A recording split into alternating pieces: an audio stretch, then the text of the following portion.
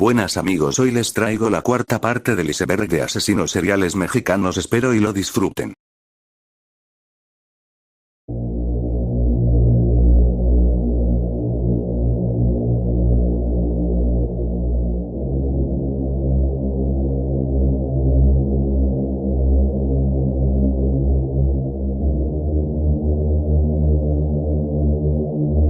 Guadalupe Alfonso Avilés Juan fue un asesino y violador serial mexicano, atrapado el 2012 en Toluca. Alfonso Avilés Juan, el violador serial de 28 años de edad aprehendido por la Procuraduría General de Justicia del Estado de México, GEM, secuestró y abusó sexualmente de su última víctima con la complicidad de su madre, Berta Juan Fernández. Este detalle se dio a conocer en las últimas horas después de la captura de Guadalupe Alfonso por la Procuraduría Estatal a través de una videograbación con las confesiones del criminal detenido. En los primeros audios e imágenes de la confesión de Alfonso Avilés Juan, él aseguraba que a sus 30 víctimas primero las acechaba y en su mayoría, a excepción de la última, violaba en terrenos baldíos de los municipios de Naucalpan y Atizapán. Otro de los últimos detalles dados a conocer sobre esta persona fue que coleccionaba la ropa interior de todas sus víctimas, prendas cuya posesión justificaba con su esposa como hallazgos hechos en la calle. Respecto a su última víctima, Alfonso Avilés confesó que esta joven iba pasando por la calle en la que se ubica la casa de su mamá, Berta Juan Fernández, y él se percató que no era de la colonia. La introdujo violentamente en la vivienda materna y durante los próximos 4 días abusó sexualmente de ella.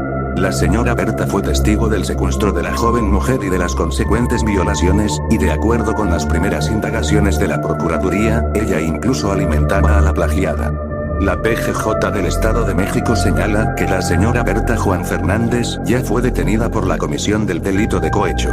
Mientras que, como ya se sabía, Alfonso Avilés Juan, quien confesó alrededor de 30 violaciones y el asesinato a puñaladas en las costillas de 3 de ellas, enfrenta cargos por violación en grado de tentativa por intentar abusar de su propia hija.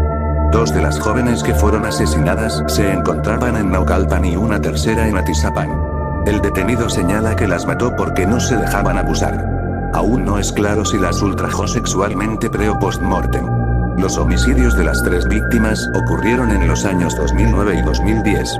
Modus operandi: las primeras declaratorias señalan que Alfonso Avilés tenía un comportamiento de acechador con sus víctimas, buscaba los lugares solitarios, zonas abandonadas para que nadie se diera cuenta de lo que él hacía. Las veía, a las mujeres, las observaba y la que me gustaba la seguía, percatándome de que no hubiera nadie alrededor, y llegaba con una navaja y las amenazaba. Las atacara, entre 5 y 6 de la mañana, confiesa. El detenido mencionó que la primera víctima que terminó por asesinar fue una que forcejeó con él. Me empezó a patear, se me hizo fácil sacar la navaja y darle 3 puntazos, narra en la cinta de video. También mencionó el caso de su segunda víctima fatal. Señala que los hechos ocurrieron en la calle Prolongación Olímpica, en el municipio de Atizapán de Zaragoza, frente al Panteón.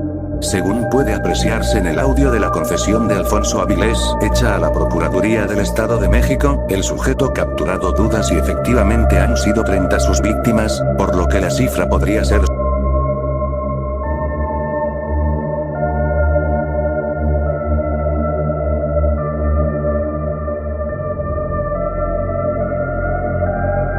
Andrés Filomeno Mendoza Celis, Oaxaca, 29 de noviembre de 1947, apodado como el feminicida de Atizapán, es un asesino en serie mexicano.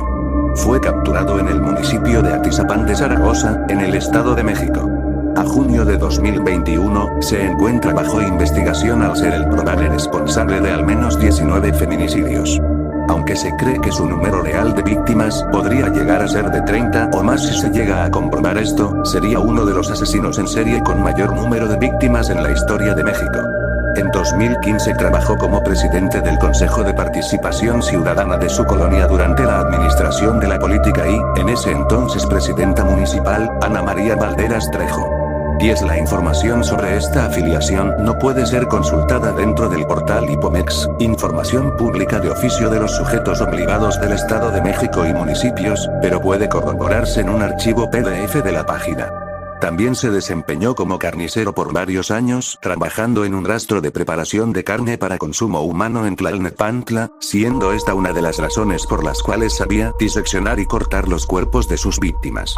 Le quité la piel del rostro porque estaba muy guapa. Mendoza en declaración al homicidio de Reina González. Antecedentes: el sábado 15 de mayo de 2021, Andrés Mendoza fue arrestado en Atizapán de Zaragoza, Estado de México, cuando se le encontrara con el cadáver descuartizado sobre una mesa de una mujer de 34 años de edad, primeramente identificada como Reina N, pero cuyo nombre real era Reina González Amador, y había sido reportada como desaparecida el día 14 del mismo. Se presumía que Amador era su pareja sentimental, pero esto no fue verdad, pues estaba casada y fue su esposo, Bruno Ángel Portillo, quien encontrara su cuerpo al entrar a la fuerza a la casa del hombre ubicada en la colonia Lomas de San Miguel. Además, dentro del lugar se encontraron credenciales del INE, ropa, zapatos, maquillaje, y bolsas de varias mujeres, así como grabaciones en casetes cometiendo los asesinatos y una libreta con una lista de varios nombres de mujeres, siendo estas sus posibles víctimas. También conservaba cabello y rostros desollados.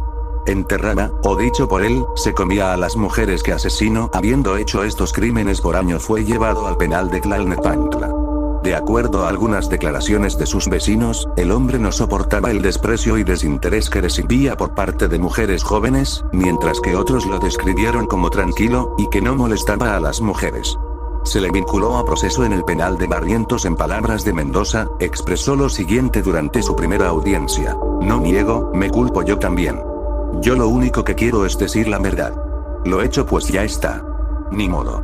Ahí está el esposo. Él vio. Uno no sabe las consecuencias que pudo".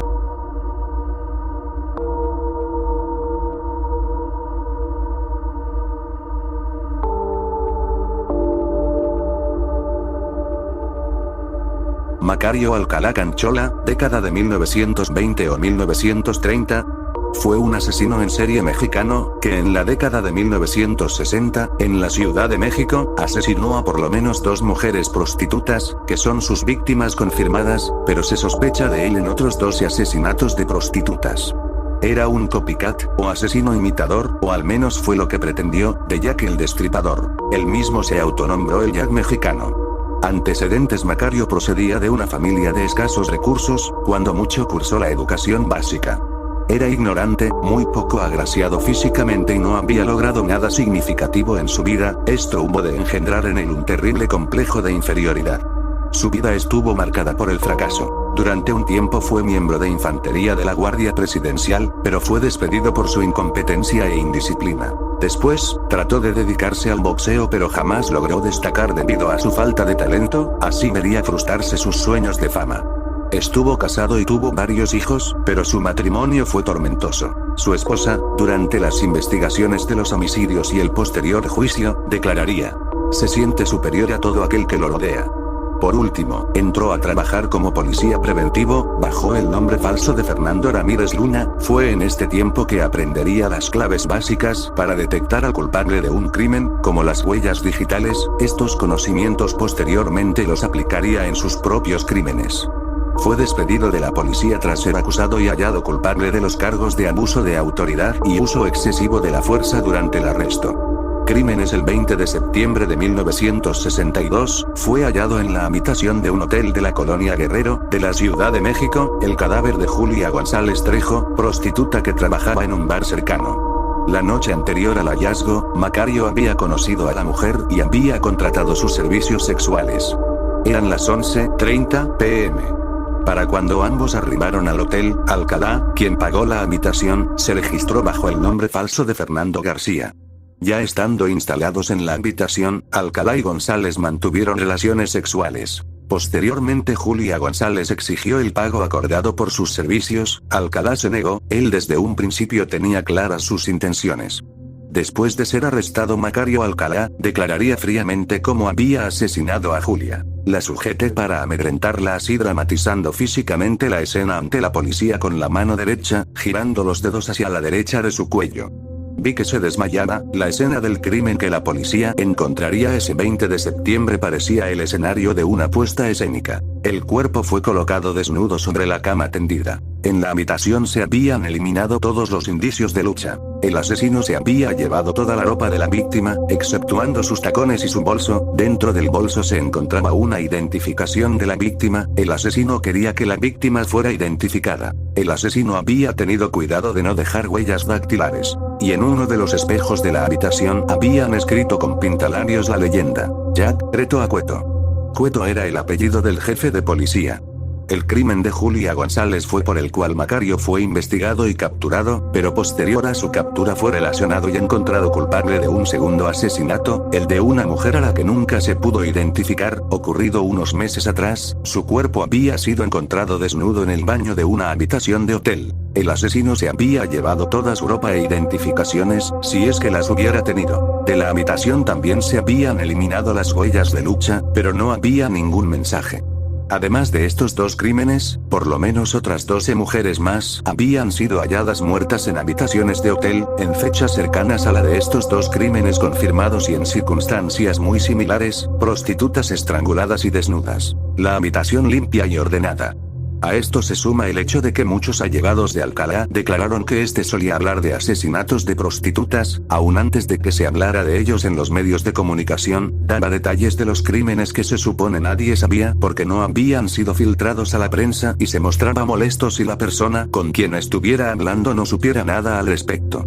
Perfil psiquiátrico. Editar tras la muerte de Julia, especialistas del Instituto de Investigación Criminalística de México desarrollaron un perfil del asesino. Es un exhibicionista acomplejado. El hecho de que hubiera escrito un mensaje en la luna de un espejo demuestra que quiere ser tomado en cuenta y que su delito trascienda. Actuó con serenidad, lo cual quedó comprobado por el hecho de haberse llevado la ropa de Julia. También procuró no dejar huellas digitales. Se trata también de un individuo de bajo estrato, ya que ni siquiera pudo escribir correctamente Jack puede volver a matar. Macario Alcalá poseía marcados rasgos antisociales, falta de empatía, estallidos repentinos de ira y una evidente conducta antisocial, y narcisistas, una autoestima inflada que escondía una muy marcada inseguridad, necesidad patológica de reconocimiento y atención, y veía a las demás personas por debajo de él.